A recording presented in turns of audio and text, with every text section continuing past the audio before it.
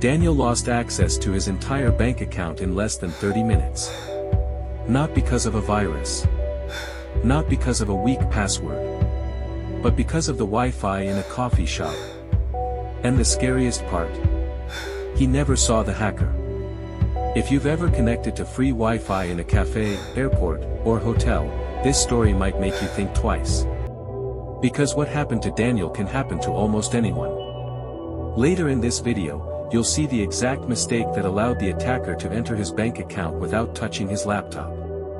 It started on a normal afternoon. Daniel walked into a cafe, ordered a drink, opened his laptop, and searched for the Wi-Fi. Several networks appeared. One of them looked perfect. Free_cafe_Wi-Fi. Strong signal. No password. Without thinking much about it, he clicked connect. Everything worked normally. Websites loaded. Messages appeared. Videos played. Nothing looked suspicious. But across the room, someone quietly smiled. Because Daniel had just connected to the wrong network. And the attack had already started. The person sitting a few tables away didn't look like a criminal. No hoodie. No suspicious behavior. Just someone with a laptop and a cup of coffee. But on that laptop was a small device creating a fake Wi-Fi network. It had the exact same name as the cafe internet. Most people never noticed the difference. And that's what makes this attack so dangerous. When Daniel connected, his traffic didn't go to the cafe router. It went to the attacker first. Every website request. Every message. Every login. All passing through someone else's computer. The scary part? Everything still worked perfectly. That's intentional. If something breaks, people disconnect. But if everything feels normal, victims stay longer. Daniel kept working on his assignment. Completely unaware someone was watching everything. Then he opened his email. And that single action changed everything. The moment Daniel logged into his email, the attacker made a move. Using a technique called session hijacking, the hacker captured the login session. This meant something terrifying. The attacker didn't even need the password. Within seconds, Daniel's email opened on another device across the cafe. Full access. Inbox. Contacts. Saved files. Password resets. And if you think about it, your email account is basically the master key to your digital life. Bank alerts. Receipts. Subscriptions. Security codes. Everything passes through email. The attacker scrolled quietly, searching for valuable accounts. Shopping platforms. Social media. Payment apps.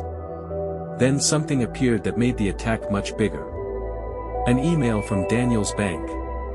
And that's when things started escalating fast. Instead of attacking immediately, the hacker waited. Patience is what makes attacks successful. First, the attacker reset a few smaller accounts. A shopping site. A social media profile. Just to test access. Everything worked. Daniel still had no idea. Then the attacker targeted something more serious. The bank account. A password reset request was sent. The bank emailed a verification link. But remember, the attacker already controlled Daniel's email. So the reset was approved within seconds. However, the bank required one more confirmation. A verification code sent to Daniel's phone. And that's where the attacker switched tactics. Because hacking people is often easier than hacking computers. A few seconds later, Daniel's phone rang. The caller sounded calm and professional. "Hello, this is your bank's fraud prevention department." Daniel immediately paid attention. They explained there had been suspicious activity and they were trying to protect his account. Everything sounded legitimate. The tone. The language. Even the timing. Then came the moment that changed everything. "Sir, we're sending a verification code to confirm your identity." Daniel's phone buzzed. He read the numbers out loud. Right there in the cafe. What Daniel didn't realize, he had just given the attacker the final key. At that exact moment, the hacker logged into his bank account. But the worst part?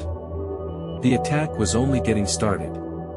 Within minutes, transactions began. Small transfers first. Then larger ones. Money moved between accounts. Gift cards were purchased. Crypto transfers were initiated. Because the activity looked like normal logins, the bank systems didn't immediately stop it. Meanwhile, Daniel kept working. Finishing his drink. Closing a few browser tabs. Completely unaware that his finances were being drained in real time. By the time he packed his laptop and left the cafe, the attacker had already disappeared. And Daniel still thought everything was normal. That illusion didn't last long. Because later that evening, the notifications started arriving. Daniel's phone lit up with alerts. Password changed. Login detected. New device connected. Transaction completed. His stomach dropped. He tried opening his bank app. Access denied. He tried his email. Locked out. Social media accounts were gone. Shopping accounts were gone. Cloud storage accessed.